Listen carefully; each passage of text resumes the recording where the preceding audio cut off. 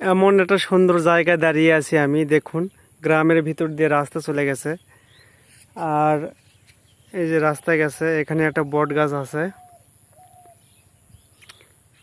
মানে কৃষকরা কাজ করার পরে এই বট গাছে একটু ছায়াতে বিশ্রাম নেবে, ঠিক আছে। সেই সুন্দর জায়গা। তো এখানে আবার পানির ব্যবস্থাও আছে যদি কারো তৃষ্ণা পায়, ঠিক আছে। এখানে টিউবওয়েল আছে একটা, এই যে দেখুন টিউবওয়েল আছে, পানি খাওয়ার ব্যবস্থা আছে। আর এই কাজটি যে করে দিয়েছে তাকে অনেক ধন্যবাদ। এখানে এই যে এখানে মাছ ধরার ব্যবস্থাও আছে, ঠিক আছে। সেই সুন্দর জায়গা। এই যে দেখুন কি সুন্দর একটা বট গাছ।